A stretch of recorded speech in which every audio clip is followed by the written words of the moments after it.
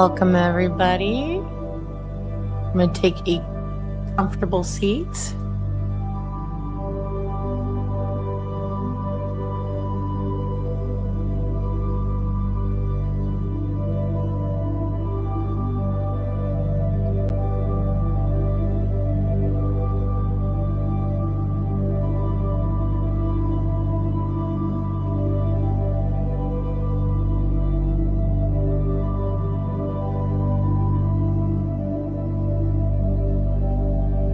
All right. Hopefully I don't have an echo now. Always something to StreamYard. But thank you guys for joining me. Please give me a thumbs up. I see you guys over on YouTube. Woo-hoo. Good to see you. My very highly shadow banned YouTube, but we love it. Don't we love it?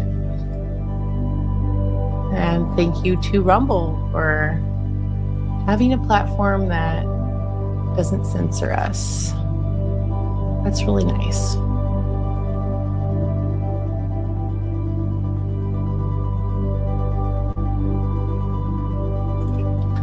Freedom of speech, rock and roll, am I right? That's what it's all about.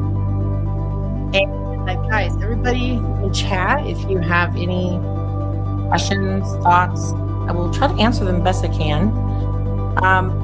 I will say right now, because there's a lot of people on the stream all of a sudden, if it's going to be questions about Badlands, I don't want to really go into it. I wish them all the best of luck, and I'm very thankful for the time that I had there and the people. And so if, I know there's going to be people that are poking and prodding, but I'm going to let you know early. I'm not going to go into that because we got other things to talk about. So thank you for joining. And if anybody gets aggressive, yes, I will have to also block you. But I don't want to. So I hope we have good civil conversations, and it should be a really good time.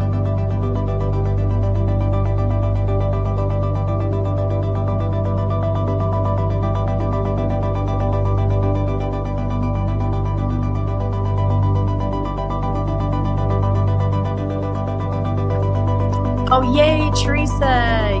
She's over on YouTube, and she said, I got a notification. I'm so glad. I'm trying to figure this all out, broadcasting on multiple platforms.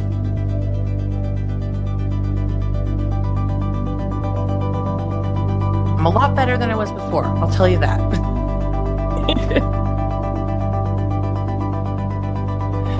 So how's everybody doing? Let me know. How do you feel about the state of the world? How are you doing in your, without getting too personal, how are you doing in your home life, in your family life, your pets' lives? What's been happening good in your life? Right? What are the good things? What are the blessings? There's a lot of negative things, right? Obviously. But what are some good things that you guys are thankful for, or that you could think of that you saw God moving, or things were done in just a way that was just perfect? You can leave that in the chat.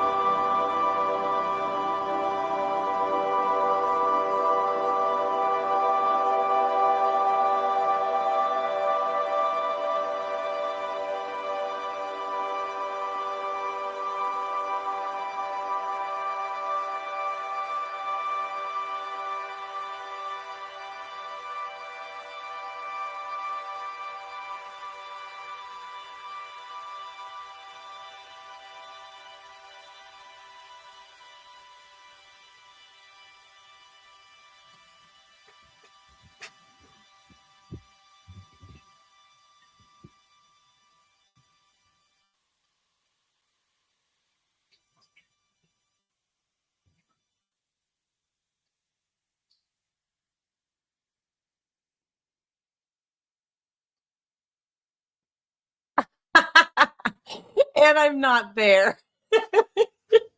I'm going to nail it one time, guys. I'm going to nail it.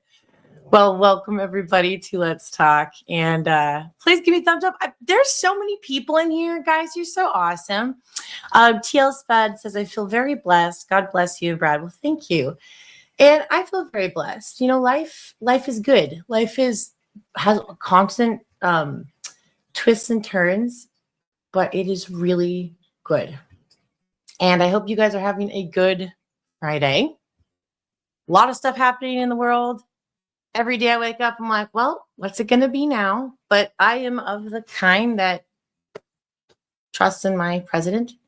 And that's not just because he's a sitting president, because I didn't trust Obama. It's because of his track record, and it's because of something I like to call the Q drops. And that's a huge, huge part of that. And to not say that would be wrong. All right. So guys, this is going to be a really fun episode. This is about groupthink versus a free mind or free thinking. And also a little mixture of critical thinking. When I was growing up, so I was homeschooled, and it's funny when I mention that, there's either going to be two kinds of responses, either like, oh, you're such an idiot or whatever, or like, that's great. You were away from the programming. I like to think of it as I was away from the programming. And my mother would buy all kinds of curriculum that the state would not want her to buy. So therefore she had to be a free, instead of, going through like a program, like what they would have here, she was just doing it just on her own. In Alaska, surprisingly, you don't even have to report every year to the state if your child is at the minimum basic skills for that grade. Good, bad, I don't know. It just depends on how much you think a state should be involved in a child's learning. And that's obviously a topic for another day.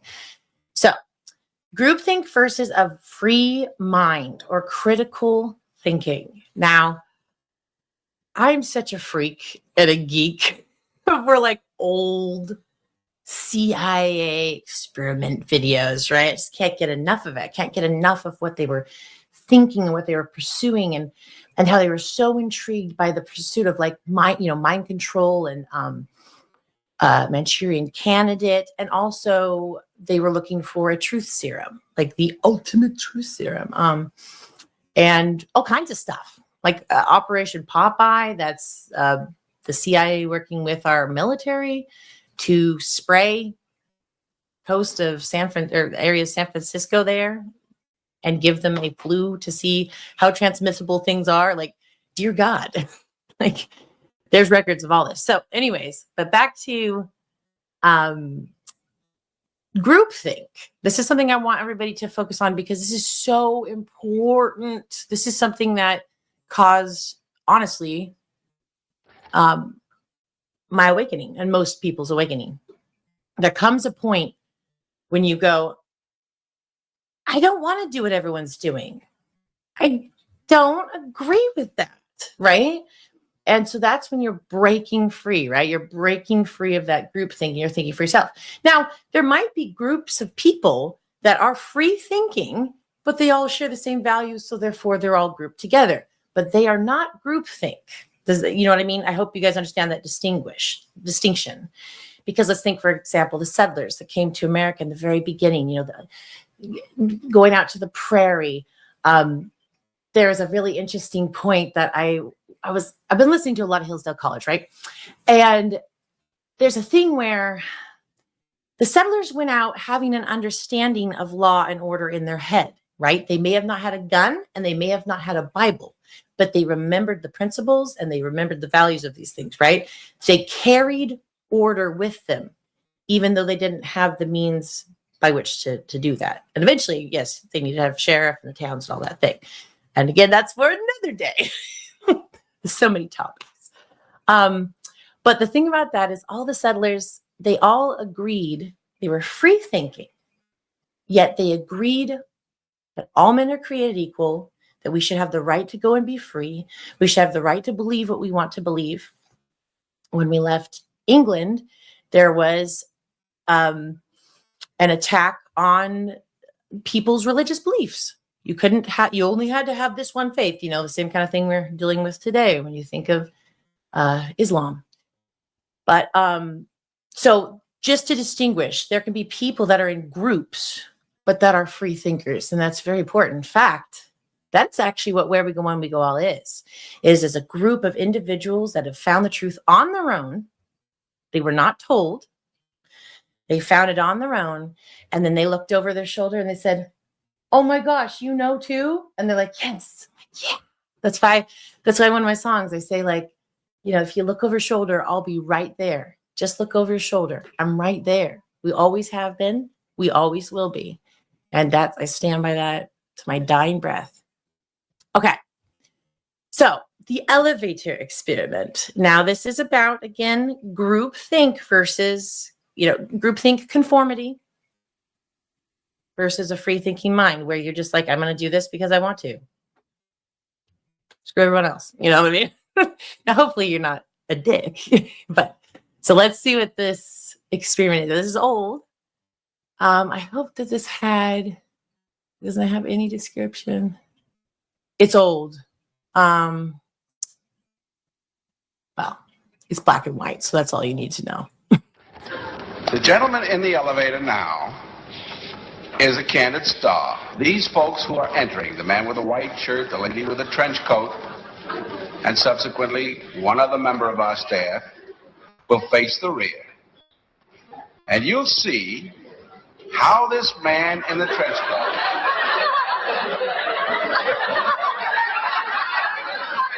little bit tries to maintain his individuality, but little by little. Oh no! He looks at his watch, but he's really making an excuse for turning just a little bit more to the wall. Now we'll try it once again. Here's the candid subject. Here comes the candid camera staff, 3 of them at least. And this man has apparently been in groups before. You have to be strong, Frankie. Frankie? Oh, dang it. He was easy. The other guy took his time with the watch.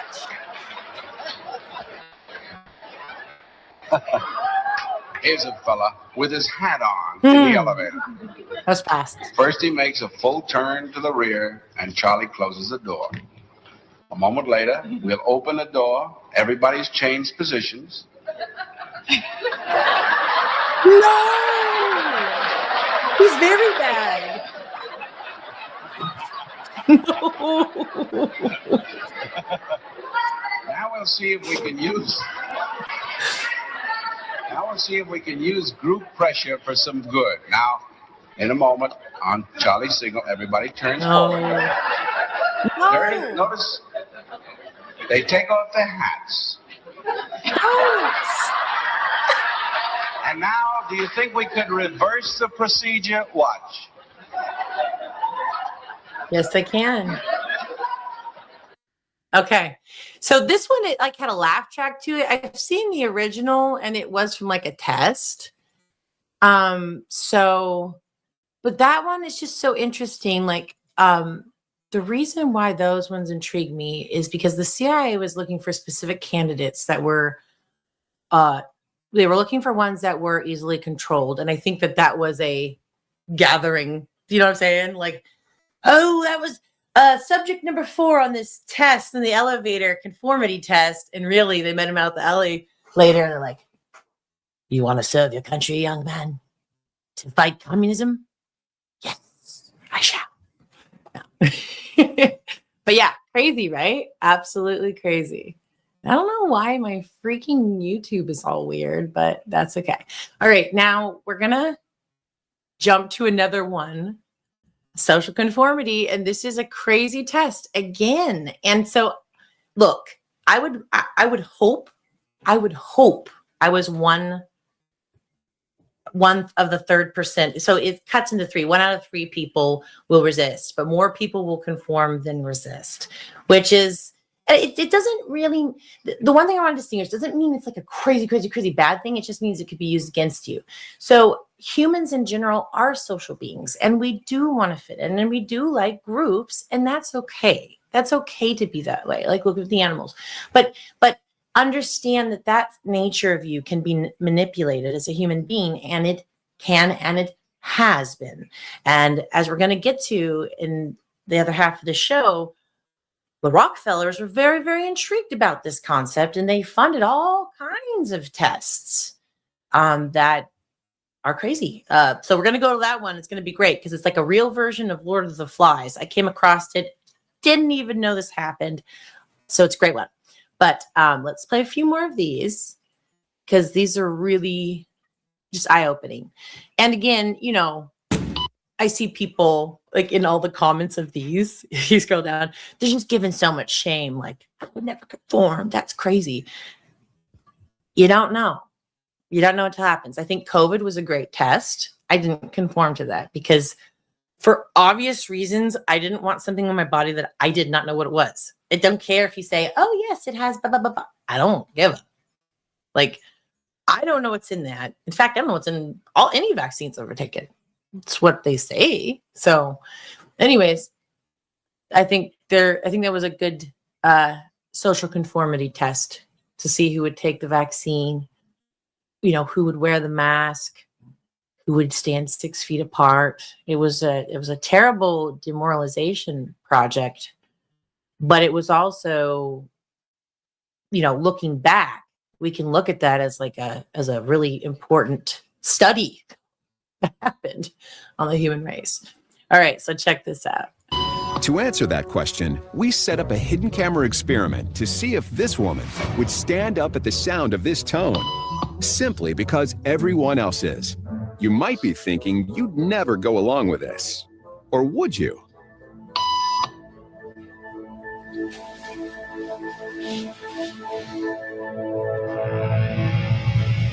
After just 3 beeps, and without knowing why she's doing it, this woman is now conforming perfectly to the group.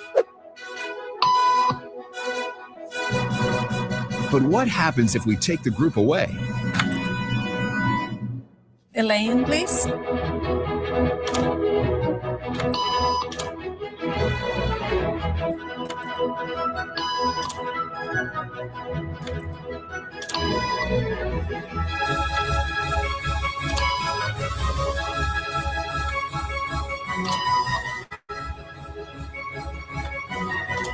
Okay, now she's alone. The crowd is gone and nobody is watching her, except our hidden cameras. What do you think she'll do?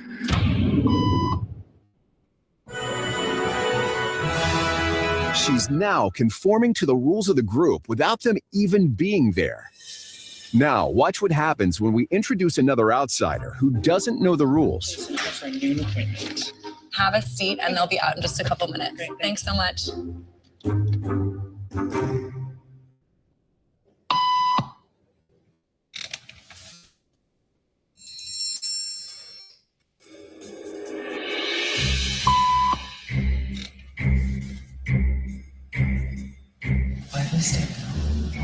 Everybody was doing it, so I thought I was supposed to. Think she'll teach the new guy what to do?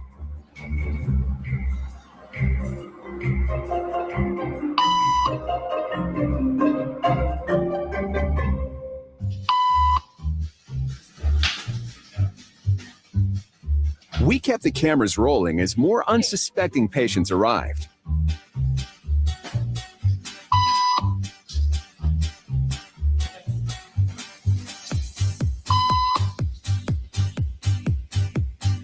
Unsuspecting, guys. And this is slowly but dangerous. John Hopkins. What began as a random rule for this woman has now become the social norm for everyone in this waiting room. Here to explain what's going on in their brains is Jonah Berger of the University of Pennsylvania. Oh, University. This sort of internalized form of herd behavior is part of what we call social learning. Starting at a very early age, when we see members of our group perform a task, our brains literally reward us for following in their footsteps. When I saw everybody stand up, I felt like I needed to join them. Otherwise, I'm like excluded.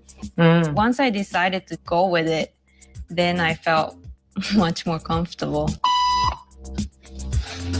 Conformity is how we become socialized, but it can also cause us to develop bad habits or repeat past wrongs. And it's why even this rebel, who wasn't standing for any of this nonsense, Let's go. eventually joined the ranks. Oh, he did? No. And the only thing more shocking than seeing how easily conformity affects the way you act is that similar forces are subconsciously shaping the way you think right now. Yes, they are. Isn't that crazy? So again, like I said, I hope I would be the ones not doing that. But again, but that's the whole point of like this stream is great example is right now, everybody that's deciding, everybody that loved and supported everything Trump was doing. As soon as he gets in now, at a certain point, it's almost like everybody's like, oh,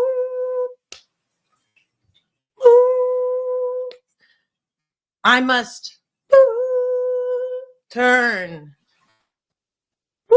Right? That's what's happening. I'm going to just say it for what it is. I won't turn. Okay. So now we're going to do a little review real quick, guys. We're going to do a little review. I know I shared this the prior, I think it was like a few Let's Talks ago. This is so important. Again, it's another conformity experiment. This is shorter. It's only 4 minutes. This is the Asch conformity experiment. And this one, man, blows my mind every time as well. And it just shows you, not only does it show us so we can learn and customize our responses accordingly, it shows that there's people that have been doing these studies on us for a long time, since this black and white footage, right? So always keep that in mind, that the enemy has been watching you and learning. But you don't have to conform. But an experiment is not a public opinion poll. It examines behavior under the pressure of social forces, as the experiment of Solomon Asch reveals. The experiment you'll be taking part in today involves the perception of lengths of lines. As you can see here, I have a number of cards, and on each card there are several lines. Your task is a very simple one. You're to look at the line on the left and determine which of the 3 lines on the right is equal to it in length. All right, we'll proceed in this order. You'll give your answer. Only one of the people in the group is a real subject, the 5th person with the white t-shirt. The others are confederates of the experimenter and have been told to give wrong answers on some of the trials. The experiment begins uneventfully as subjects give their judgments. 2, 2, 2, 2, 2, 3, 3, 3, 3. But on the 3rd trial, something happens. 2, 2, 2, 2, 2. The subject denies the evidence of his own eyes and yields to group influence. 1. Asch found subjects went along with the group on 37% of the critical trials. But he found through interviews that they went along with the group for different reasons. 1. 1. They must be right. There are 4 of them and 1 of me. 1. This subject's yielding is based on a distortion of his judgment. He genuinely believes that the group is correct. 1. 1. 1. 2. 1. 2. 2. 2. I know they're wrong, but why should I make waves? 2. In this case, the subject knows he is right, but goes along to avoid the discomfort of disagreeing with the group. Here, the distortion is at the level of his response. 2. 2. 2. 2. In the previous experiment, the naive subject stood alone against the group. In this variation, Asch gave the naive subject a partner, here seated in the 3rd position, who also gives the correct response. 1. 1. 2. 1. 2. With a partner, yielding drops to only 5% of the critical trials compared to 37% without a partner. Although subjects report warmth and good feeling toward the partner, they typically deny that he played a role in their own independence. The partnership variation shows that much of the power of the group came not merely from its numbers, but from the unanimity of its opposition. When that unanimity is punctured, the group's power is greatly reduced. Sometimes we go along with a group because what they say convinces us they are right. This is called informational conformity. But sometimes we conform because we are apprehensive that the group will disapprove if we are deviant. This is called normative conformity. The strength of the normative factor is shown in another variation carried out by Ash. In this variation, the subject is told that because he had arrived late, he would have to write his answers. Subjects in this private response experiment are exposed to the same amount of misleading information as other subjects, but they are immune from any possible criticism by the group. 1. 1.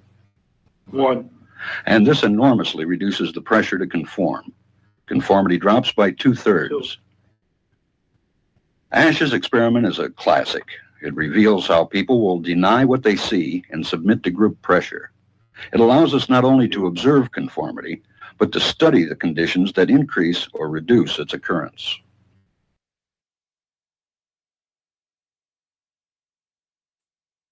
I was all zoning in that. Okay, hopefully my sound is still working. Okay, so crazy. And again, I think a lot of us could fall into those things, right? Because, you know, I remember growing up, my parents were like, now, Abby, don't fall for peer pressure. And it was very important because I said the family name was very, very important, right? Okay, we're just going to do it like this since you can see. So when I type in groupthink into the Q drops here in the Q alerts, aggregator, there's 3 posts that have that specific word. Hold on, I need a drink. And you guys are so awesome. I hope you've been enjoying this so far. And oh, hair juicer, you say, I buried 7 relatives that year. I think you're probably talking about COVID. I am so sorry. 5 were rapid onset dementia and 2 liver cancer. Oh my gosh. I am so sorry for your loss. And during that time, I lost an aunt. And that's the thing. When they gave the vaccines amplify any pre-existing issues you have, and specifically your immune system, where most of these things happen.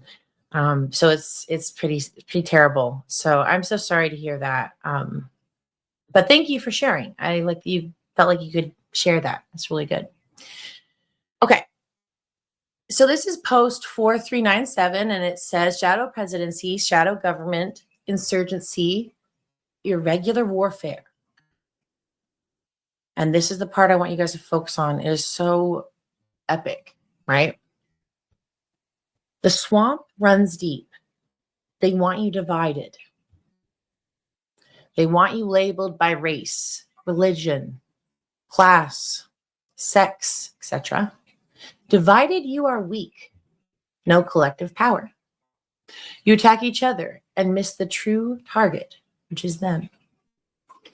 MSDNC projection, scope and size meant to instill fear and basic follow the pack mentality. Psych 101, echo chamber, groupthink. If a majority thinks XYZ, XYZ must be true. Pro-America versus anti-America. Reobtain power by any means necessary. Prevent public exposure of truth. Prevent accountability. Your life means nothing to them. Sheep. You are a vote when it matters and a $sign when it does not.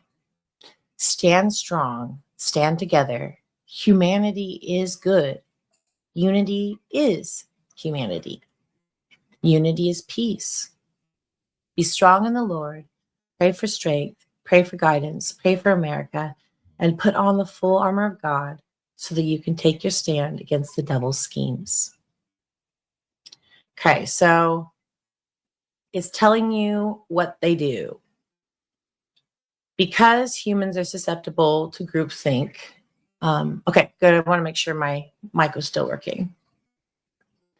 Because we're susceptible to groupthink, and like I said, it's not our fault. God created us this way. It's just we need to understand that our mind is something that we can pop out of, look and observe. What are we thinking? Why are we thinking? And make calculated, be in control of you, if that makes sense, instead of letting them control you. You control you, and then you can take in information.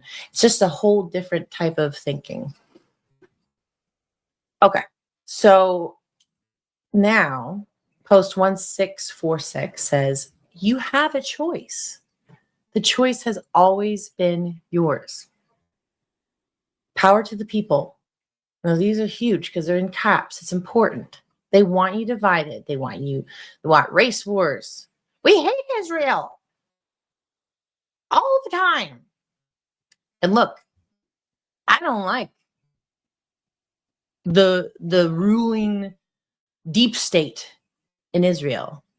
However, people that have a certain race, the Jew race, I don't think is all evil. And people that spout that are insane. And that means they don't believe in what our founding fathers believed, that all men are created equal. They want class wars. They want religious wars. Oh man, we have been through the ringer, haven't we? They want political wars. They use the media. They use Hollywood. To a disgusting degree. They use political leaders. They are loud. You know, it's like what line is the tallest? B. It's like everyone else is saying it. Oh, it must be B, right? So just catch yourself. Catch yourself. Are you thinking that way? We don't, you want to think for yourself. Okay. Public shame against those who challenge. And we're seeing that. We're seeing that. Slavery. They know what is coming.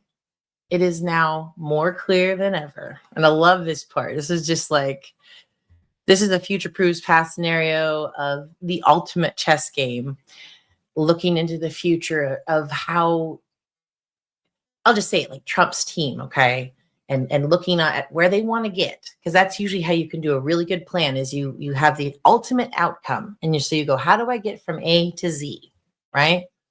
So that's what's happening here. So they had a vision that it would be more, or that eventually these guys are going to be called out of the shadows. It is now more clear than ever. And never in our history have they been this exposed. Never in history have they come out from the shadows to fight. The truth is clearly visible. Okay, this is great. This is where we're living in right now. And remember, this was written 7 years, 8 months ago. They defend MS-13. They defend the destruction of our borders. They promote fear of nuclear war if POTUS remains in office. Nuclear alerts malfunction compared to Hitler and Nazis, right? MAGA, oh my gosh, we're the Nazis. It's wild. Okay, I lost my spot. Promote violence. Yes, they do. Promote hate. Promote war. They do. And if you don't have eyes that see the difference with the forever wars and the removing of the one tool, the New World Order, it was like a weapon. Iran is like a weapon. Like think of like a freaking transformer and they got their super nuclear power arm weapon. Trump disabled that. Okay. Once that's disabled, we can do things within our country. I think that's, and I know a lot of people have been so upset and waiting for this, but think about it.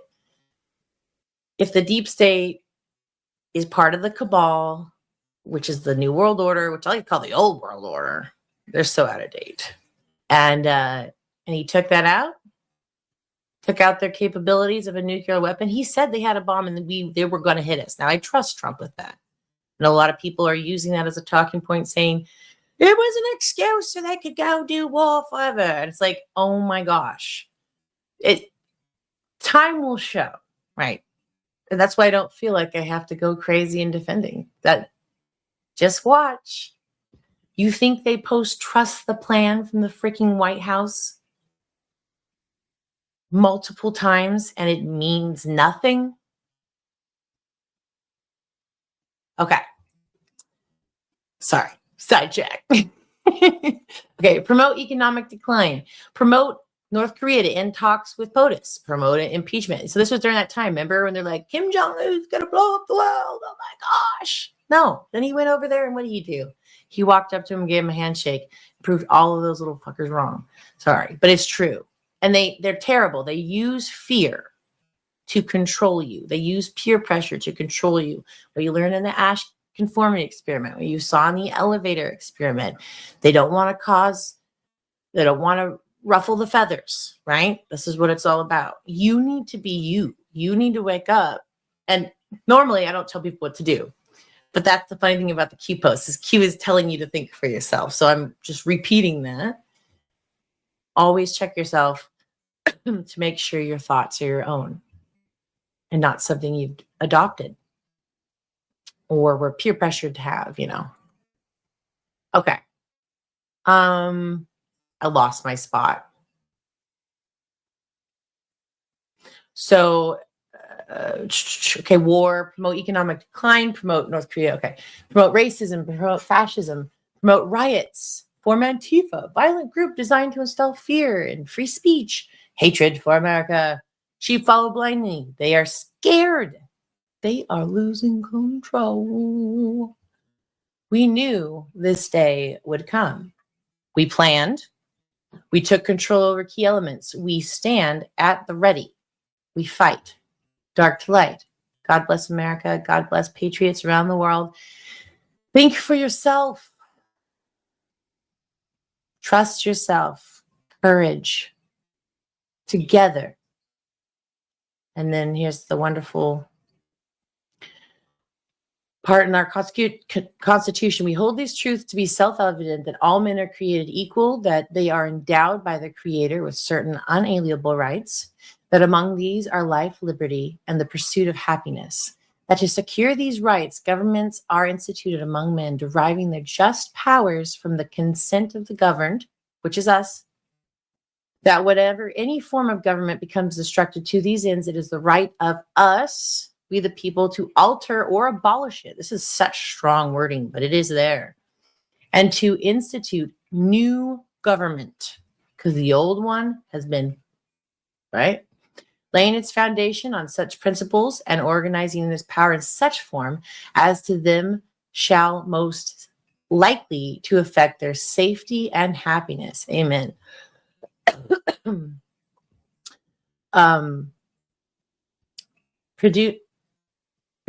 Prudence indeed will dictate that governments long established should not be charged for light and transient causes. And accordingly, all experience hath shown that mankind are more disposed to suffer, while evils are sufferable, than to right themselves by abolishing the forms which they are accustomed. But when a long train of abuses and usurpations, pursuing invulnerability, the same object, evidence, and design to reduce them under the absolute despotism, it is their right, it is their duty to throw off such government and to provide new guards for their future security. Be on your guard, stand firm in the faith, be courageous, and be strong. Now, I always have a hard time with the middle part because I don't even read it much. But I remember this part because I put that in my song. Because it is our right. It is our duty. So anyways, getting all lost in these here. Let me move this over. Getting all like Bold. But you get the idea here. I won't go through all of it, but MSM attacks, round 2, Mossad, attempts failed. Clown attempts failed. Clowns are the CIA. Expert, bigger push, FBI, 4 open investigations. There's a lot of FBI investigations happening right now, is there? 8-inch risk DDoS plus inject. Together you are strong. Together you control the narrative and response. Okay, this is the part where we become the news now, which we have pretty much become the news now. But if it is proven through some kind of, let's say that they get some of these guys in there, okay, like a subpoena, and then certain people crack, or certain people say that the media, yes, has been pretty much controlled by the CIA, and they've been injecting all these things, and it is found out that the media is completely corrupt, they're shut down. Who will become the leading news? Us. If you have a platform, speak it, right? JFK always was like, the free press. He's like, the free press dies, America falls. He knew. That's why he said he wanted to splinter the CIA into 1,000 pieces. And I see a lot of people giving Ratcliffe problems. I think he is a good guy. And I will stand on that hill. Now, obviously, Trump gets people in, and then he finds out, I don't know the background, and I'm hoping one day we'll know. But then they get milled through. Has anyone here played Magic? The card game? There's certain cards, like let's say you have a monster card and you play it, and it makes you have to mill through your deck. And in the game Magic, if you lose just your deck, the other player automatically wins. So keep that in mind. Trump is a master strategist, and he thinks about all these things. And not just him, his team. He has a very smart group of people that have been around him that are part of this, that have never left. I do believe Dan is one of them. So keep that in mind. Okay. The best part. Together you are stronger. Together you control the narrative and response. People respond to logic and facts. They do. See, Q is saying, okay, we know they have this whole group think going on. They're like, we found something that's just a little bit more tastier than that. Just a little bit more tastier. It's the Toto, pulling the curtain behind the thing, right? Or it's the white rabbit. Follow me, right? It's intriguing. Like, could that really be real, right? That was the whole cue up. It got people to look for themselves. So they can't help it. They respond to it. The logic, the facts, they can't help it. People sleeping attached to opinion, personality. This is a group think. Fear is real. Fear. Twitter throttling and shadow ban. Coded. Hashtag QAnon. Bro, no wonder I was shadow banned. I was shadow banned for a long time, and then something lifted. Fear. 4-inch 4chan mods. So it was when more 4chan was going. Remove, replace, controlled. Reddit mods. Remove, replace, controlled. Mainstream media, conspiracy push. Number 1, controlled. The FBI. Remove, replace, controlled. Quiet attempts to shut down will become public and loud. Strength together. This is our primary purpose. So anybody trying to destroy the concept of where we go when we go all, or attack that concept, you better be wondering why. And not just because Q said that. Think about, what are your principles? What do you believe in? What are your values? What about your godly principles? Do you even believe in God? We need to start thinking about these things. We need to start forming our opinions. Like, people like, oh, you're a Trump worshiper. No. I love what the man stands for. He actually said he was going to do something, and he's done it. And he's done it like 10 times over, which is absolutely amazing. Okay. He's not bought by them because he made his own money. If he was part of the cabal, he wouldn't have told about Epstein way back in 1990, whatever. I mean, come on. And then to say it's all the Jews is retarded. Now, that being said, a lot of the bloodlines of the 13 bloodlines of the Illuminati are Jewish. But there's also the Lee family. And there's also the Astor family, and you know what I mean? There's French. There's like, you guys need to. Anyways, I'm not going to get into that, but people that are pushing that are retarded. And I will say that they're retarded because they don't know about this, which is the plan. Okay. Getting riled tonight. Please give me the thumbs up. Okay, so strength together is the primary purpose. Do not be silent. You are the majority. You know, remember the concept of the silent majority here, right? There's just so many of us, but we're nice. You know, I've heard Trump say before a long time ago, he goes, the Republicans are too nice. They're too nice, you know, and I get it.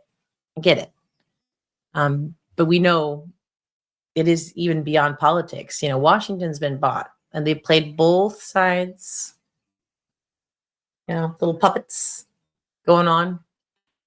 I used to pay attention to Congress. Now I don't even much. I'm just like, Trump, I trust you. I trust the plan. If this stuff is exposed, Q says like 75% of Washington is going to get screwed. Julian Assange, WikiLeaks, he had a higher number. He said 97% of Washington will fall. I mean, we're talking about all of Washington pretty much was the cabal, swamp, deep state, whatever you want to call him. Trump's coming in. Trump's taking care of it. And I think he's doing a great job. All right. But the people are just as important. And that's what this was all about. Because without us, he couldn't be doing what he's doing. So we need to all work together. That's the whole point. So don't be silent. They are losing control. Power, we, the people. Great awakening, truth, good versus evil. Where we go one, we go all. Trust yourself. So I thought that was just such a good message. All right. Now, okay, which one was this? Oh, the Milgram experiment. Okay. Real quick, we're going to pull this tab up here. I'm not going to play the whole thing, but remember a few weeks ago. Psychology and how people memory. Well, maybe I should play it because it's only 2 minutes. Okay, a few weeks ago I played this, right? Remember when the subjects were told to shock the guy? For learning purposes, of course, said the man in the white suit, right? The authority figure in the white coat. But yeah, so I'll play this real quick just for a recap. It's short enough.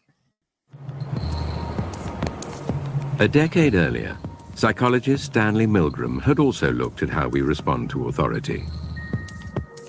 In order to understand how people were induced to obey unjust regimes and participate in atrocities such as the Holocaust, he set up an experiment.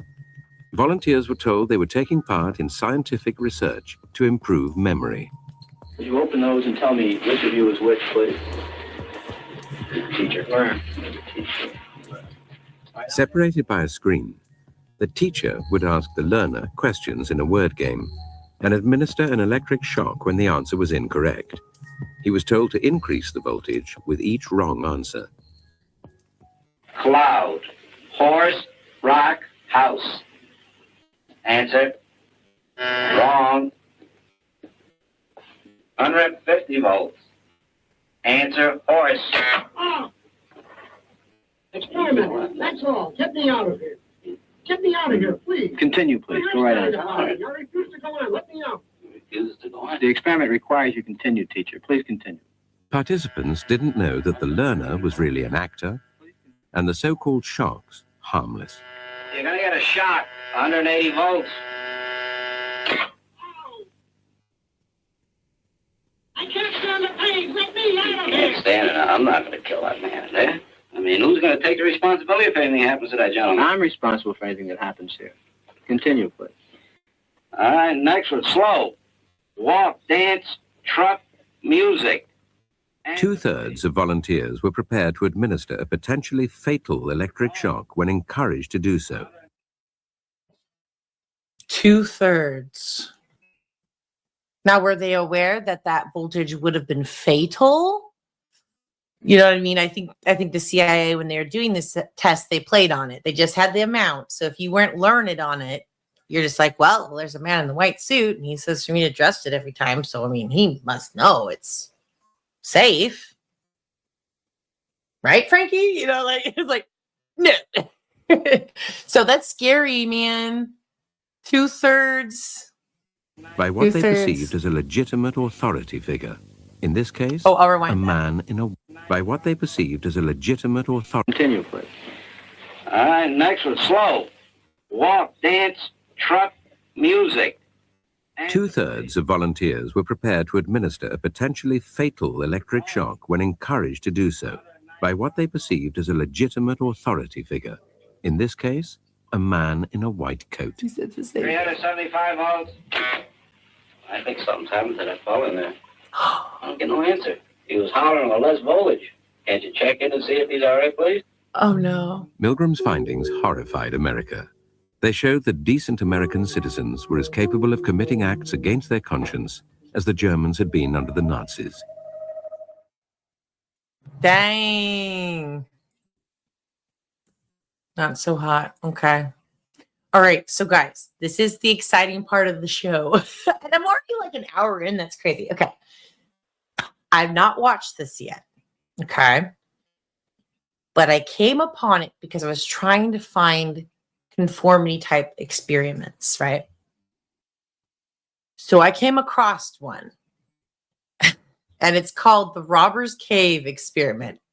I'm going to wait a minute and ask anybody in chat if you guys have ever heard of this experiment. It's called the Robbers Cave experiment.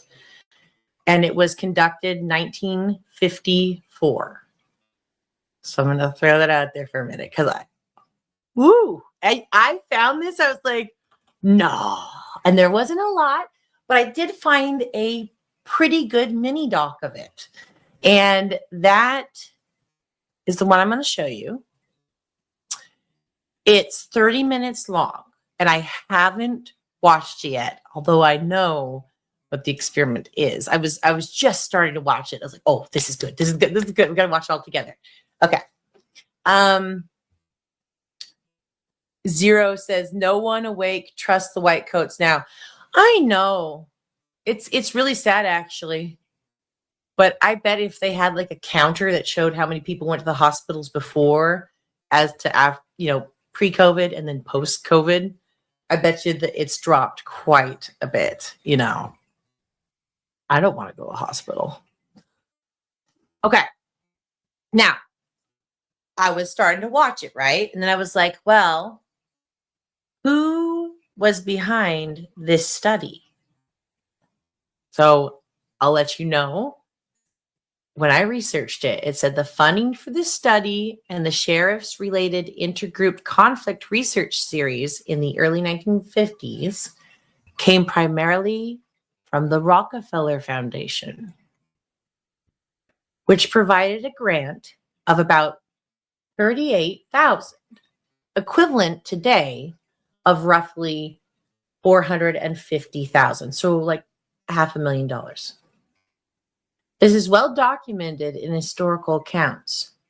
Sheriff's own reports and sources like The Guardian 2008 article on the experiment's legacy, as well as its academic summaries. So these people like it, man. They like these types of experiments. The Rockefeller Foundation supported various social science and behavioral research projects during the Cold War era, often focused on group dynamics, leadership, and conflict topics. Okay. These are topics aligned with post-World War II interest and understanding prejudice, cooperation, and social stability. All right. So with that, I'm going to pop this on. This is called The Dark Side of Science, The Robbers Cave Experiment. And it's a short documentary, but like I said, it's going to be 30 minutes, but it looks good. And I'm telling you, and you'll learn from it. This is the other thing. Yes, there's this experiment, and actually I don't want to give anything away. I actually not going to give. We're going to talk about it after I play it. All right. So I hope you guys enjoy it. I will be watching with you, and then we will talk about it after the fact. 11 white, 11-year-old. Oh, and as we're watching it, I mean, if you're like, what the fuck? You got questions, type it in there, because then we're going to go through it, and I can read your guys' things too, or be like, hey, that's like that one time with me and Bobby, and whatever you want to say. Okay. Boys were sent to a special remote.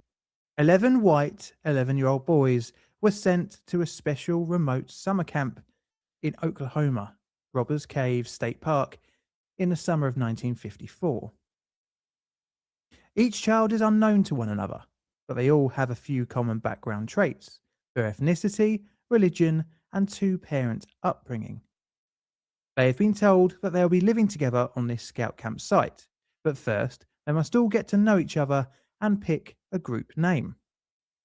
To solidify the bond between the boys, a number of regular summer camp activities are undertaken, such as swimming, hiking, and playing games.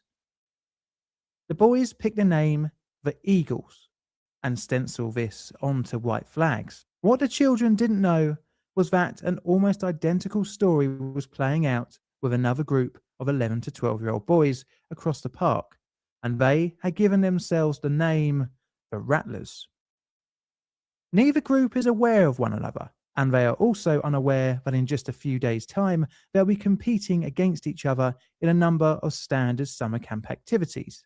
What the children also don't know is that their camp counselors are actually researchers into a psychology experiment into intergroup conflict. And the researchers had created these groups by randomly selecting and balancing attributes of the 22 boys. The result of the study would reveal the tribal mentality which has allowed us to thrive as a species, but also has been responsible for some true historical horrors. Even though both groups shared so many background similarities, the experiment will be described as the real-life Lord of the Flies. Welcome to the dark side of science. Imagine being able to build an app with your name on it, just by thinking about it.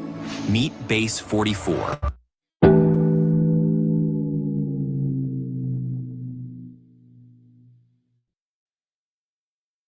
Our story starts not in the USA, but in the Ottoman Empire, with the birth of Muzaffar Sherif on the 29th of July 1906.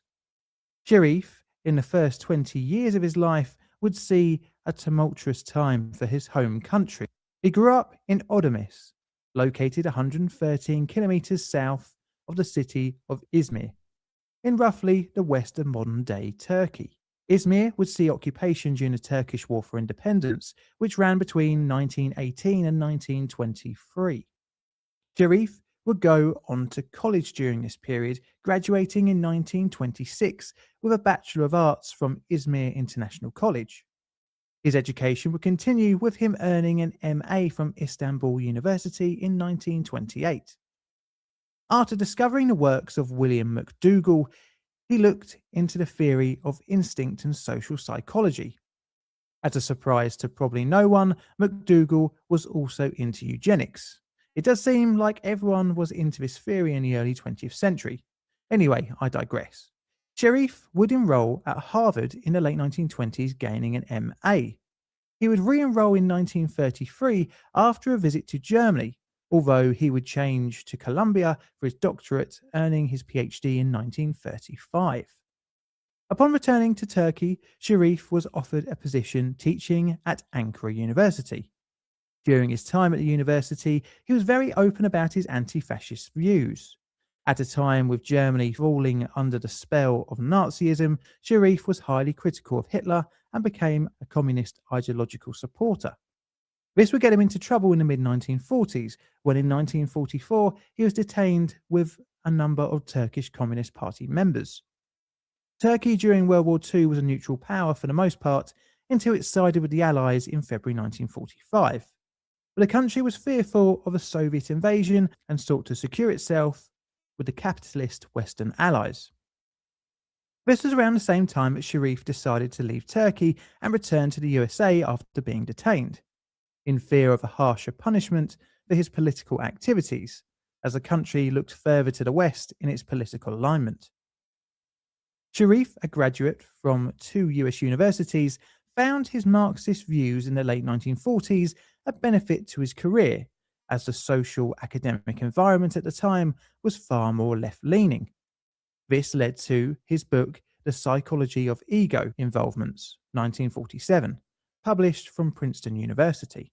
But being left-leaning wasn't to be a benefit for too much longer, as the dark shadow of the Cold War loomed and the rise of McCarthyism. By the beginning of the 1950s, Sharif's social, political, and professional ties to Turkey fell apart during the anti-communist movement. To add further insult to injury, Ankara University officially fired him, citing his marriage to a US citizen. Oh yes, I nearly forgot to talk about Carolyn, his wife.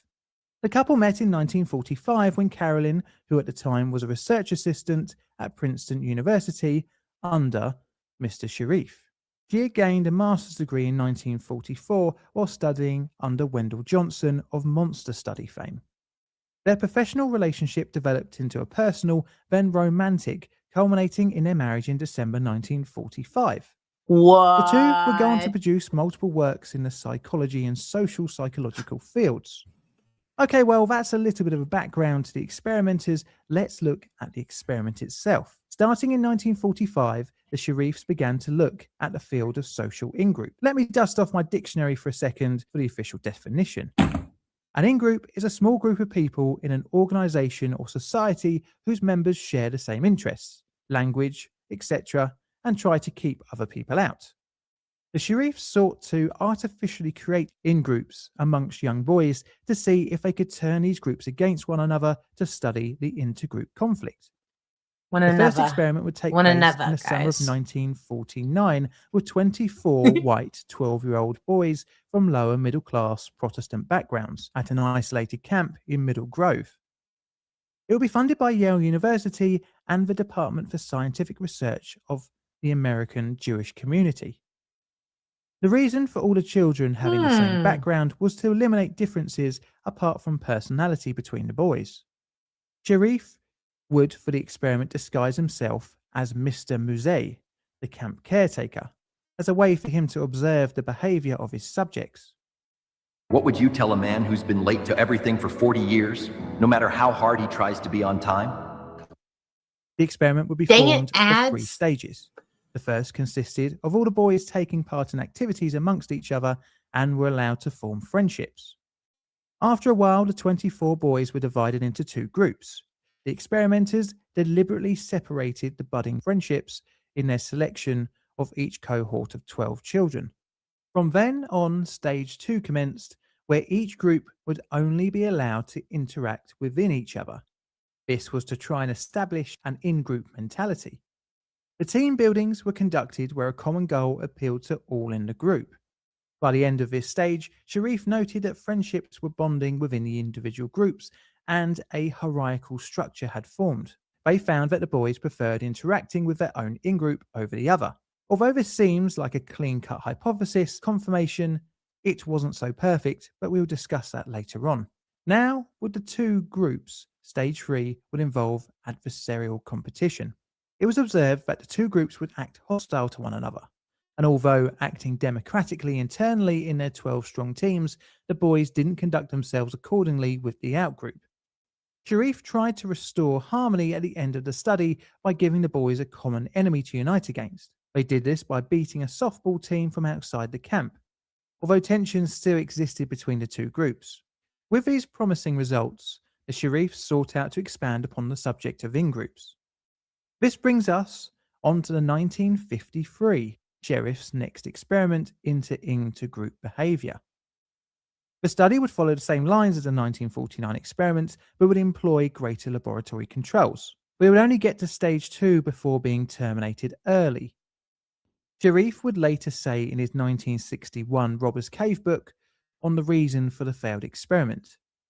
Owing to various difficulties and unfavorable conditions, including errors of judgment in the direction of the experiment. Oh no, what happened? But Sharif's seemingly dismissive comment on the study actually glosses over the real reason, but that will be revealed later on.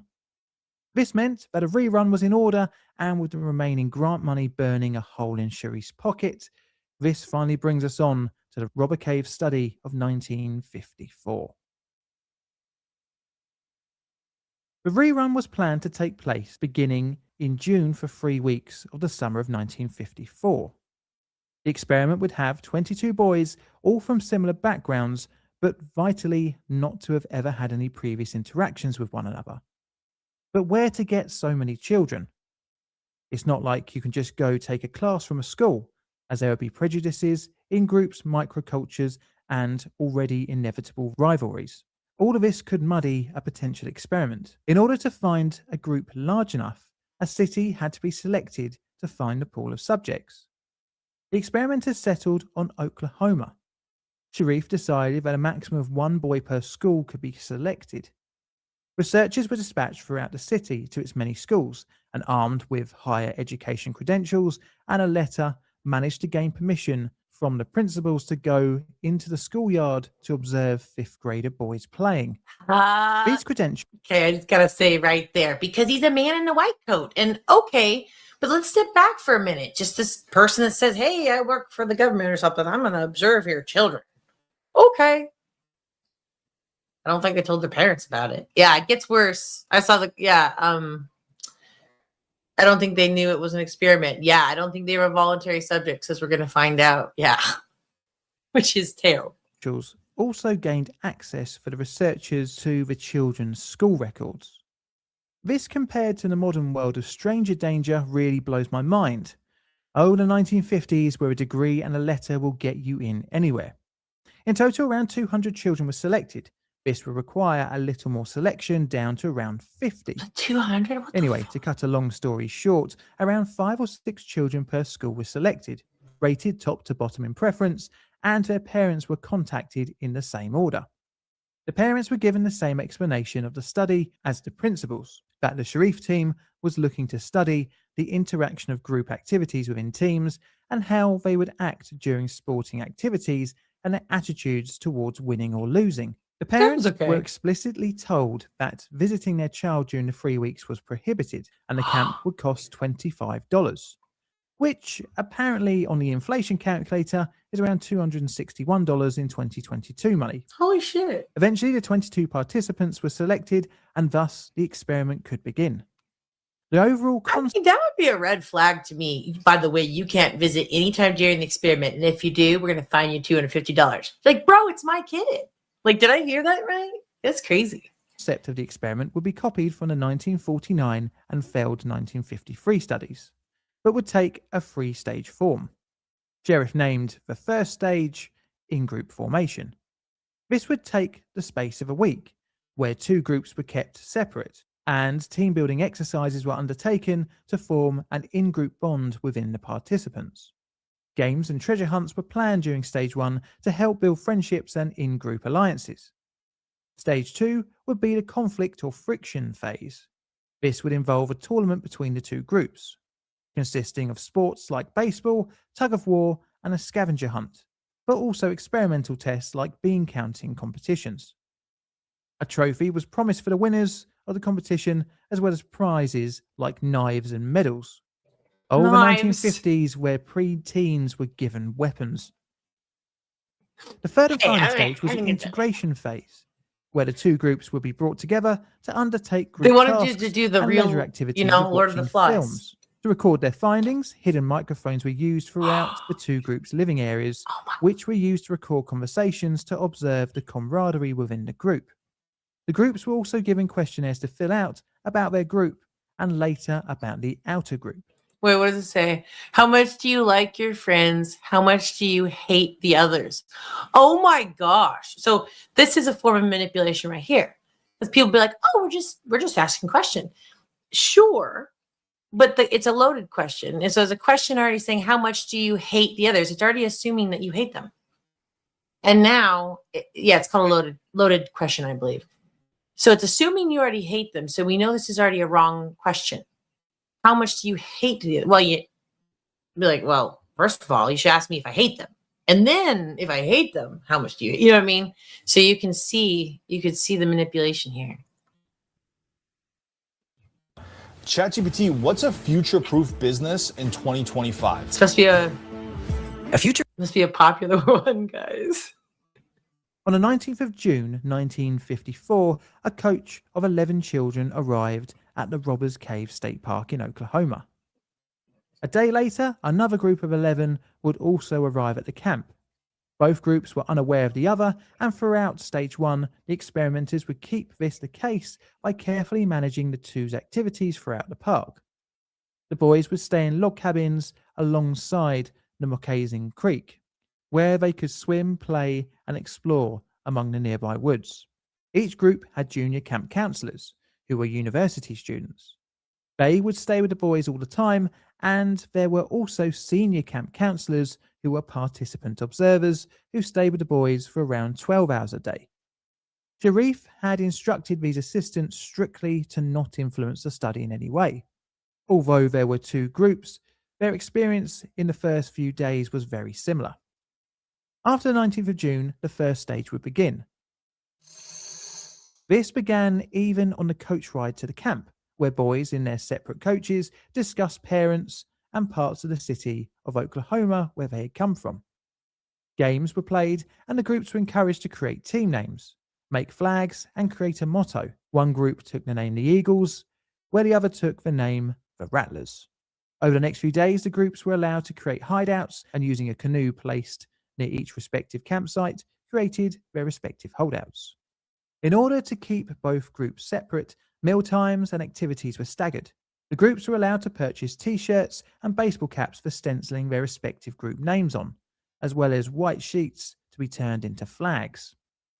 The type of language within the group addressed items as "our things," and a noticeable microculture was developing within the boys. Towards the end of the week, the two groups were allowed to find each other, and once completely confirmed by the camp workers that there was indeed another group, both groups became eager to see one another. But a slight spanner was thrown in the works. Two boys in the Eagle group had to be sent home due to homesickness. This would give an organic path to stage 2, the friction stage. The experimenters found that both groups became insistent on challenging one another to a baseball game, allowing the subjects to believe that the tournament of stage 2 was going to be their idea. The continued insistence of the groups, albeit mainly from the Rattlers, meant setting up the controlled circumstances for stage 2 became increasingly difficult. The Rattlers, upon hearing the other group was playing on the baseball field, began to use language like, "They're using our diamond," or "they're on our field." This showed that the in and out group dynamics had successfully formed, at least in the Rattlers. And thus, the experiment moved into stage 2, or the friction phase. The first day of the friction phase consisted of an informal discussion between the experimenters, posing as staff, and the two groups separately. These discussions informed the children of the tournament's possible prizes and assured them that every effort was being made to set everything up for the two groups to face off. Crucially, during the first day of stage 2, both groups had no physical or visual contact with one another. The different groups had different reactions to the informal announcements. The Rattlers seemed to be really excited for the competition and showed aggressive language about the other group. They appropriated the ball ground as theirs and planted a Rattler flag and made aggressive remarks about any would-be flag removers. The Eagles, on the other hand, were far less enthusiastic, with only a couple of the boys sounding particularly eager to face off. For the remainder of the day, the two groups prepared and practiced.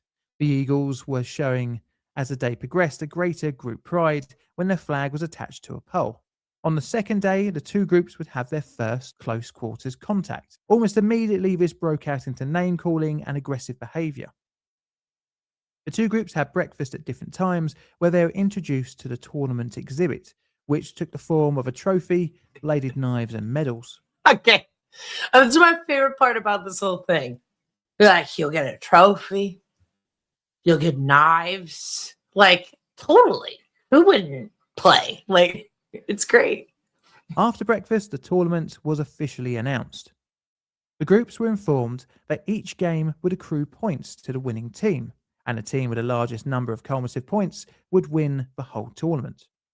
There was a mix of competitive activities as well as activities to be completed separately by the groups, which would be judged by the staff.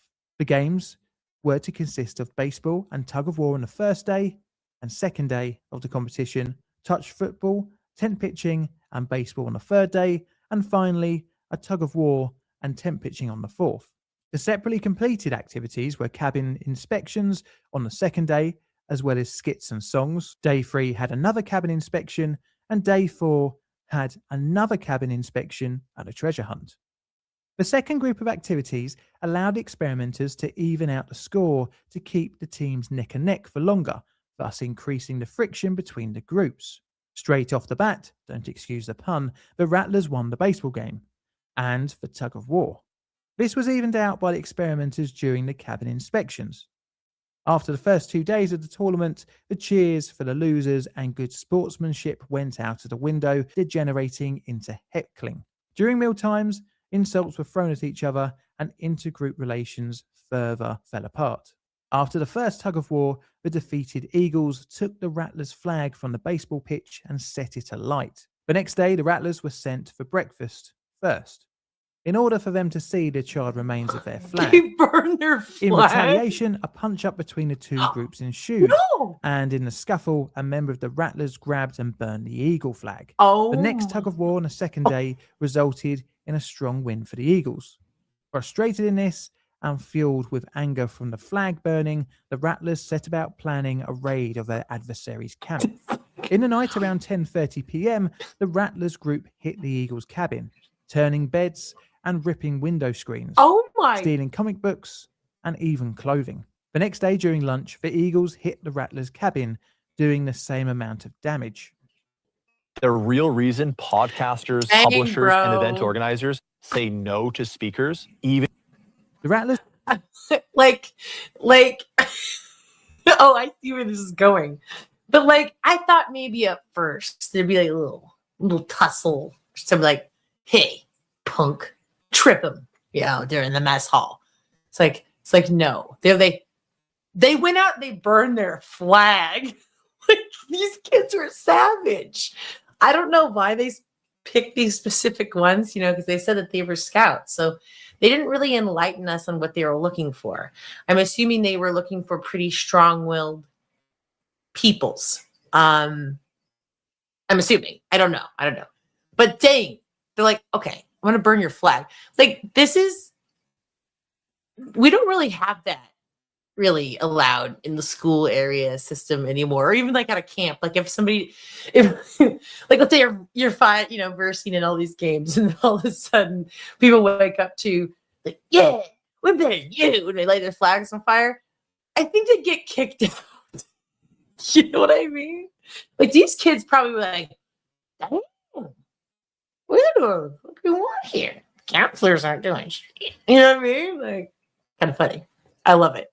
All right, let's see how it goes. ripping window screens, stealing comic books, Oh my and gosh. even clothing. The next day during lunch, the Eagles hit the Rattlers' cabin, doing the same amount of damage.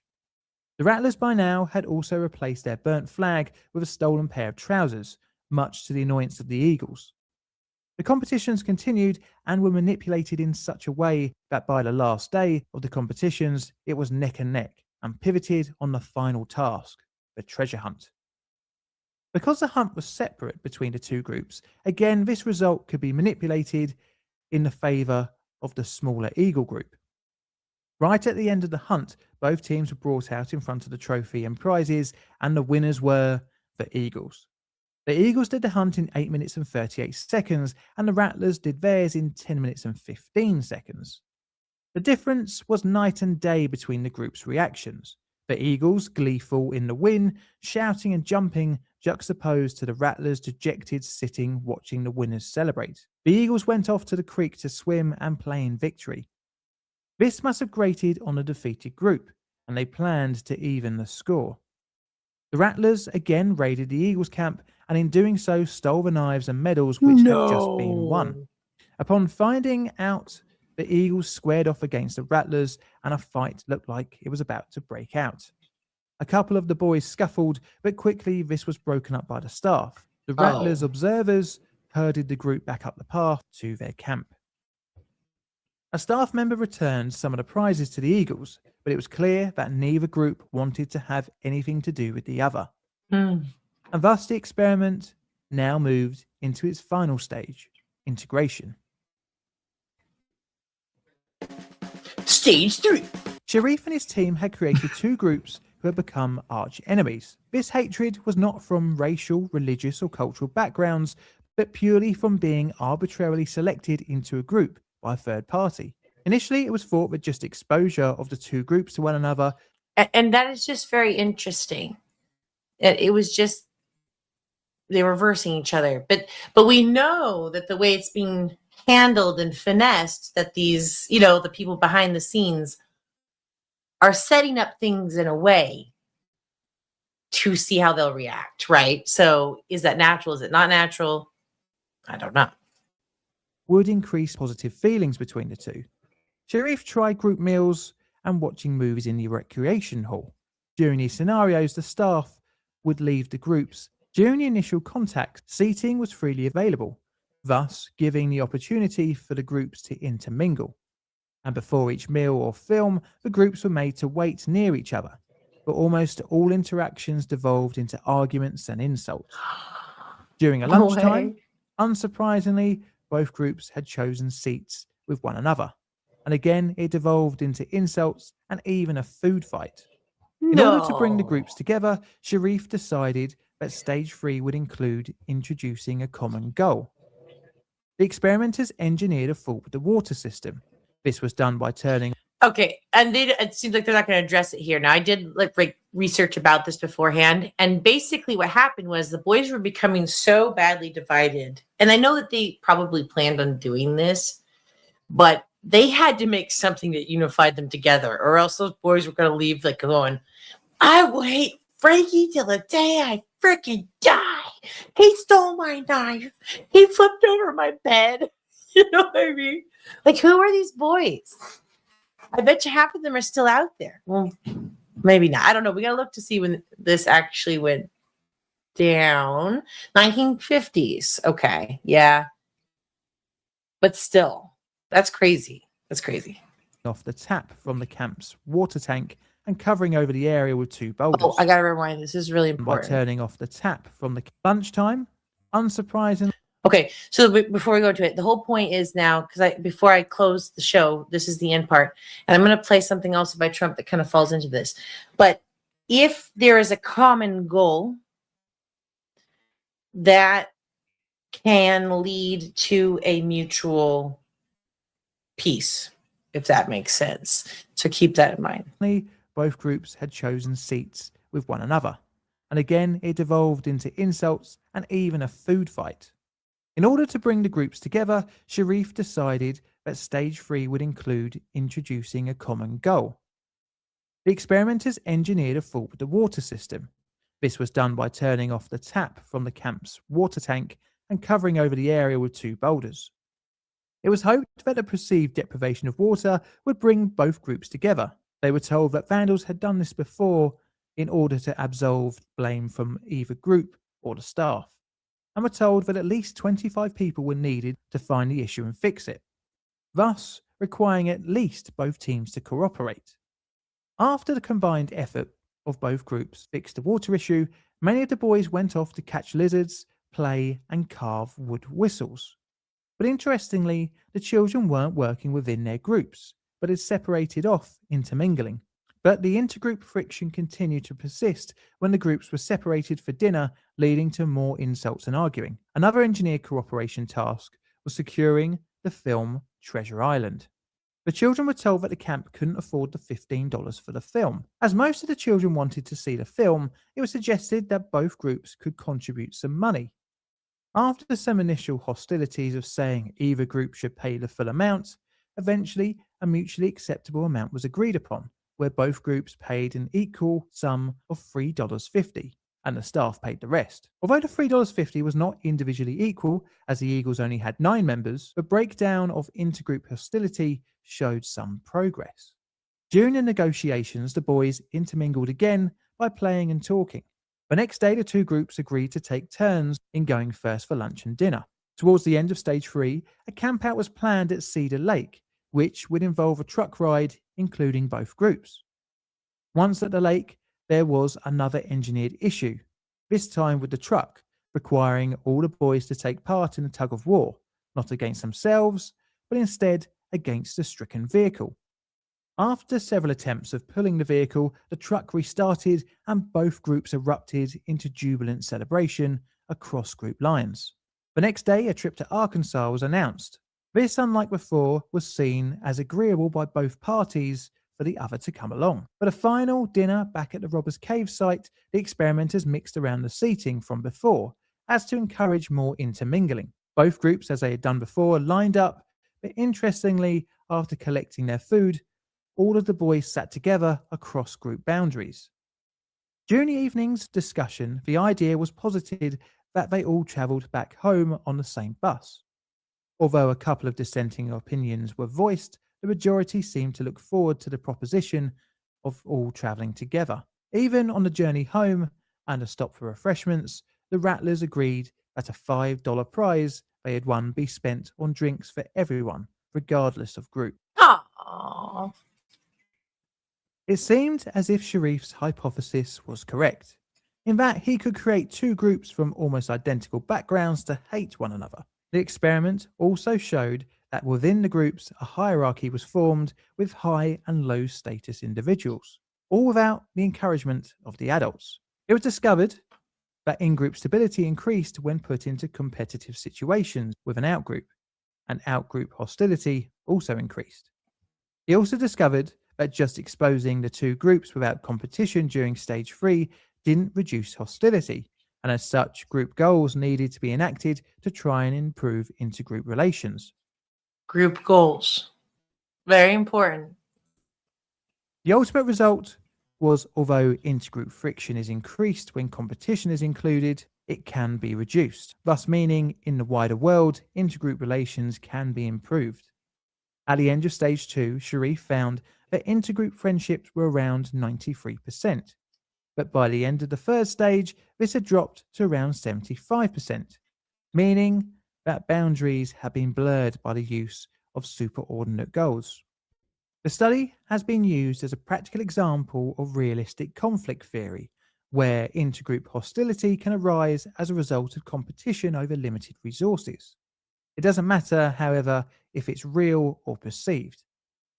This theory has many extensions to explaining racism, xenophobia, and in general our human desire for tribalism, or the exclusion of the other. Take football, or soccer if you're American games for example. People from essentially very similar backgrounds shout hatred and abuse to one another in the stands, just because two teams are playing against one another on the pitch. The spectators probably have more in common with one another than the millionaire sportsmen that they are cheering on.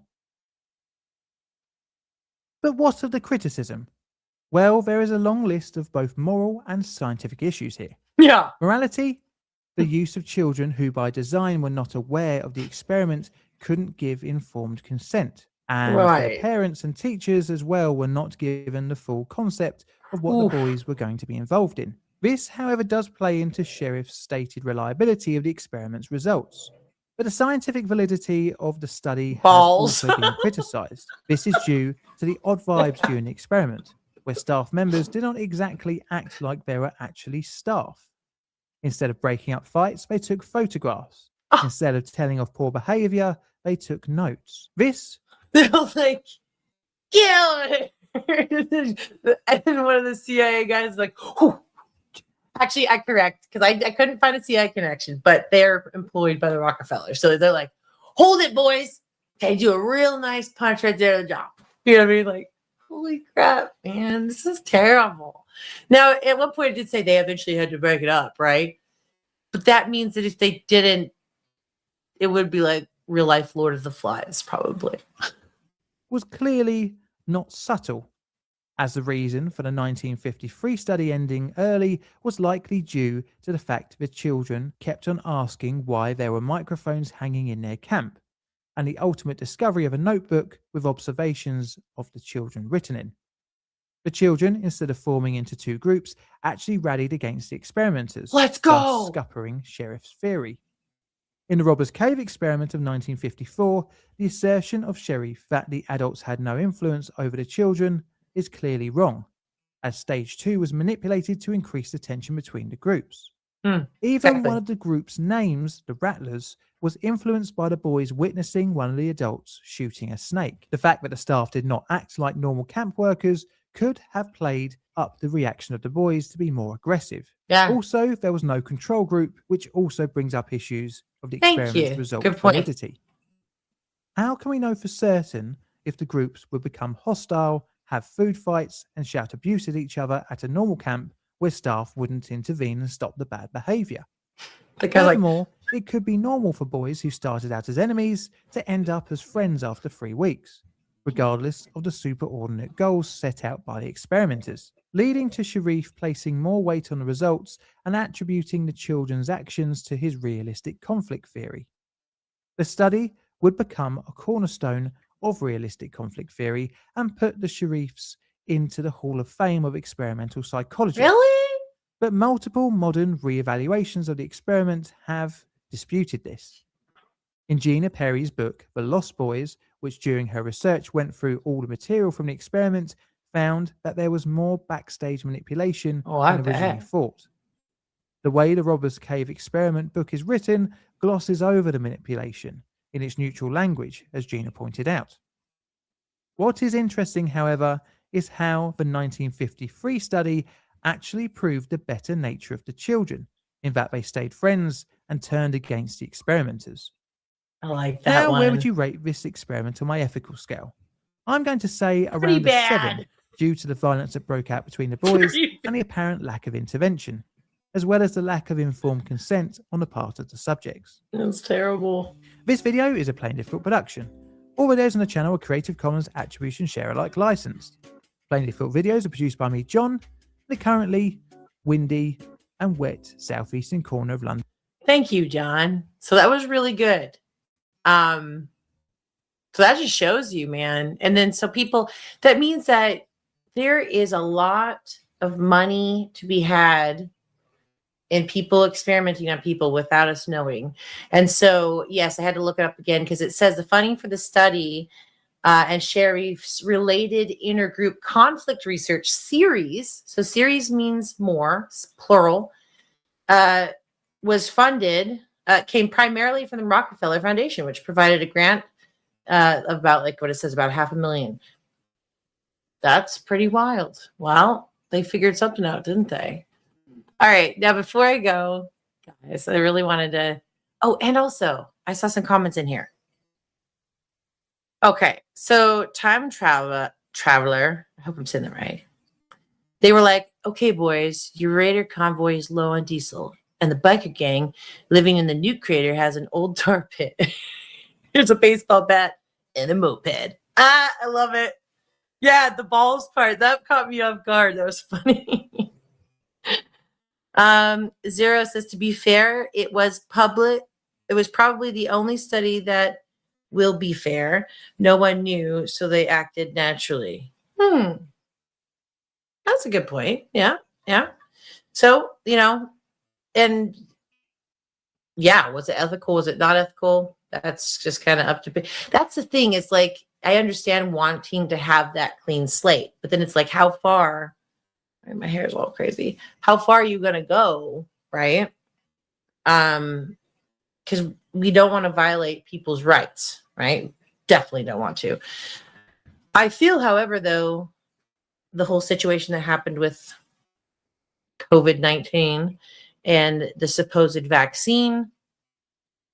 I mean, think about it. Johns Hopkins University, the WHO, everybody. It was a giant experiment too. There's no way there wasn't a massive experiment going on.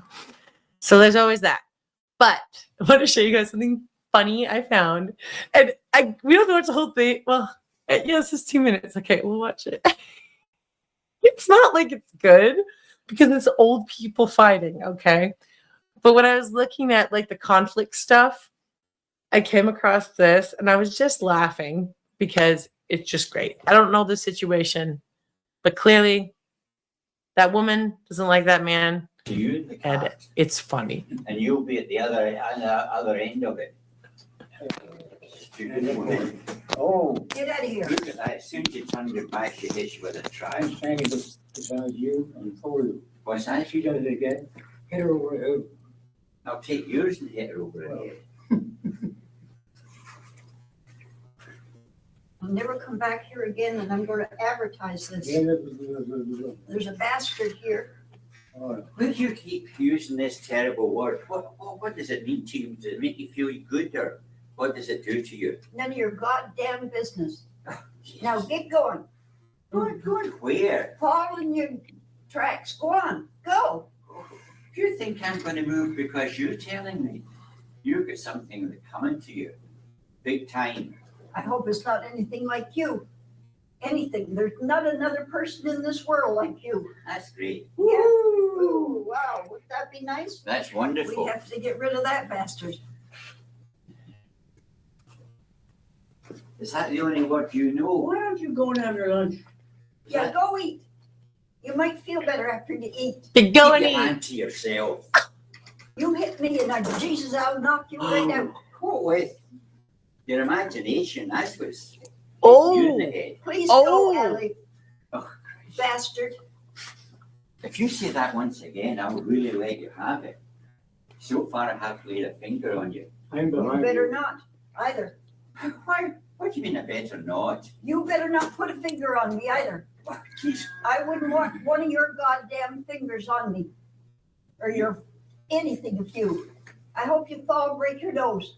Oh, here we go again. Fall and break my nose. Oh, wow. Watch it. Yeah. See if you'll do it. Close your mouth. You shut up too. Oh.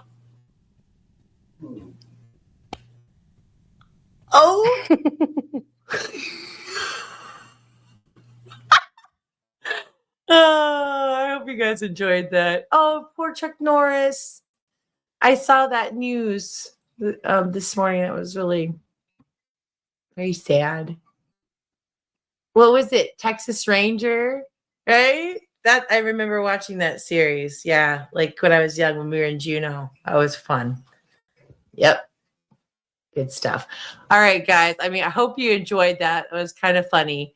It fits because it had to do with conflict, right? And I think somebody said, what'd you say? Probably her husband. Yeah, probably. Watching it the second time, I'm like, okay, this goes much deeper. I think they know each other. I think they hate each other's guts right now. She's like, you need to go eat, bastard. And he's like, you don't say that to me again. So funny. All right, guys. Well, I hope you enjoyed it. I guess closing thoughts. All right, let's see. Oh, I have something written here, by the way. It was about the previous experiment. It says this experiment is best known for supporting realistic conflict theory, showing how competition over resources. So that was the interesting part when they did the water tank. So it became real because see, water is a resource. You need it to survive. Showing how competition over resources leads to hostility between groups, while superior donate shared goals can reduce it. So if everybody's sharing the same goal together, they're not going to want to be hostile. In fact, they'll become friends. And I think about the world stage. I actually think about, I don't know, has anyone ever watched Alien versus Predator, the first one? She teams up with Predator to defeat the aliens. And there's a part where she goes, the enemy of my enemy is my friend. And we always need to think about that, especially, the video I just released down below. It is a chess game. You can't just jump forward and then take out the king because no, they moved a pawn forward and the rook's going to slide across and get you, right? So there's always an order to things. So, but to go back, if we have shared goals, we can pursue the ultimate goal, which is something everybody wants, which is, we would call it the golden age, life, liberty, pursuit of happiness. being able to live your dreams, being able to pursue what you want to do in this life and not be hounded by having to pay that bill for the rest of my life or rent for the rest of my life, right? These things don't have to be that way. You know, and I understand the idea of countries having their own sovereign state. I am 100% for that. But you also, sometimes I step even way farther, like way far back, right? And go, well, then who did the government buy the land from? Right? I mean, and I'm not saying everybody, you know, divide land, you know, but I'm just saying we got to think about these things, you know, and in the Constitution that it says that the government is supposed to be ruled by the governed. We are the ones that are governing them. We are the ones that are supposed to tell them.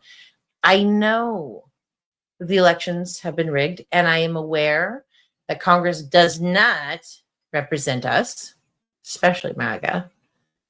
But the system that was created is beautiful, and it must be preserved and protected, and it can be reestablished, like it says in the end. It is our right, it is our duty to abolish parts of the government or even the whole government that doesn't serve us, we the people, because it's always about we the people. And so if we the people can unite, be where we go one, we go all, and not become these groups that they love separating us, right? They love separating us, the Rattlers and the Eagles, or the MAGA and the whatever, right? It's done on purpose. I'm convinced of it. And the media is doing it to you all the time. And it's terrible. We shouldn't be exposed to that. We should be exposed to just like facts and, you know, just basic news with no slants. I put my personal opinion when I have thoughts, but in general, I'll see headlines. Just even the headline has a massive slant to it. And you're like, this is just wild, you know? People see it and they run with it. They assume, oh, because they said a traitorous Trump, blah, blah, blah, that means he's a traitorous Trump. They don't even know why, right? They're just going to turn and face the wall in the elevator. They're going to jump up when the bell dings. They're going to say that that line is longer just because they don't want to ruffle feathers. But if you think for yourself, the only feathers you really care about is your own. and your friends and your family, of course. But you know what I mean? You're thinking independently. And you're not going to be manipulated or bullied. And so that's what we need. We need a bunch of patriots with free-thinking minds. All right. I love you guys. I'm going to lead you out with a great clip that the White House put out 6 months ago. And it is titled President Trump's 11 Life Lessons. And it's just such a great message. So everybody, thank you so much for joining. Please give me a thumbs up and I will see you next time. I'm going to come up with an actual time for this show. And so it's more scheduled so you guys will know when I'm on. So thank you so much. And I hope you have a wonderful Friday night. Don't get into trouble. And definitely don't conform. All right. Where we go on, we go. Let me share some of the biggest lessons I've learned from a lifetime spent building dreams. First, if you think that you're too young to do something great, let me tell you that you are wrong. You're not too young. In America, with drive and ambition, young people can do anything. And you're Second not of all, too old and very importantly, either. you have to love what you do. I rarely see somebody that's successful that doesn't love what he or she does. Third thing is to think big. You know, you're going to do something, you might as well think big, because it's just as hard to solve a small problem as a big problem, and it's just as much energy and everything else, except the result is going to be a smaller one. So love what you do, but think big. Fourth is work hard. Work hard. Fifth is don't lose your momentum. You just want to keep it going, and you have to know if you are losing it, you have to know when you're losing it. So maybe you stop, and maybe it's time to stop. Number 6, if you want to change the world, you have to have the courage to be an outsider. In other words, you have to take certain risks and do things a little bit differently. Otherwise, if that weren't the case, everybody would be successful. Number 7 is to trust your instincts, common sense. You can go very far in life with common sense. 8th, everybody should believe in the American dream. It's real, it's there, and it's right before you. 9th, Think of yourself as a winner. The power of positive thinking. In recent years, too many of our young people have really been taught to think of themselves as victims. But in America, we reject that idea that anyone is born a victim. Our heroes are the ones who take charge of their own destiny despite the odds. And next is to be an original. The old-time greats were people who had the confidence to be a little different. God only created one of you, so don't try to be someone else. Finally, and most importantly, never, ever give up. I've learned that perseverance is everything, so whatever happens, no matter where you are in life, stay optimistic and just keep pushing forward. Never let anyone tell you that something is impossible, ever, ever, ever. In America, the impossible is what we all do best.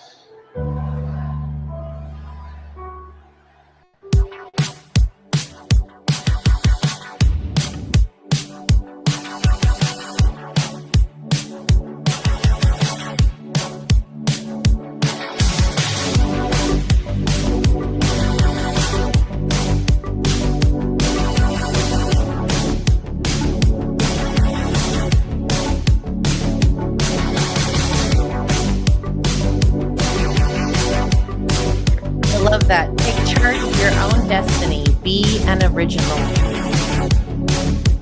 God only created one of you. Thank you guys. Where we go, one we go. Please give me the thumbs up if you like this. I will see you next time.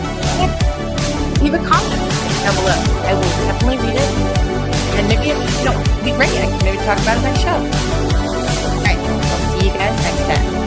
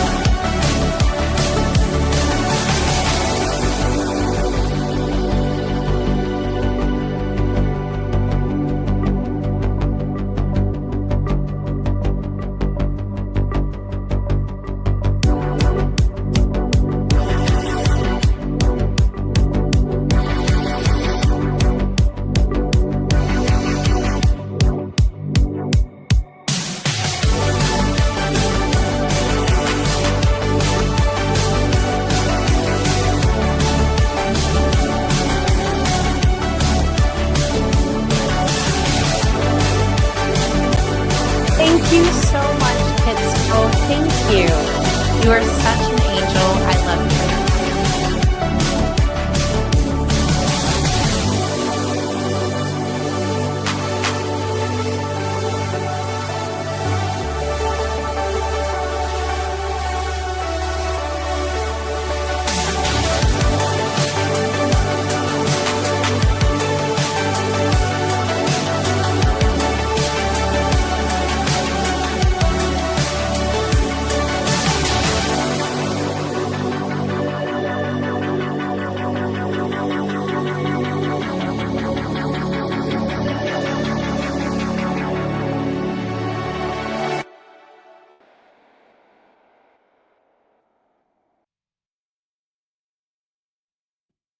Be a light in dark places, be a smile for the faces to behold who are complacent. Be the life rejuvenating, be the spark in the darkness from your heart. Speak out kindness, let the Spirit teach and guide us as we walk through this darkness.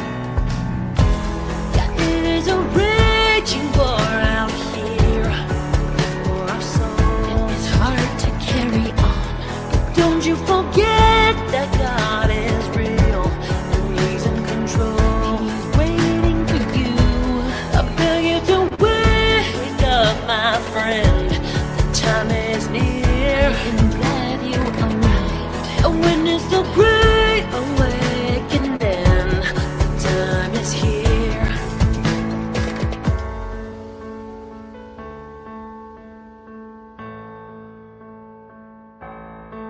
Be the hope for the broken, teaching love, guiding balance for the ones who've awoken.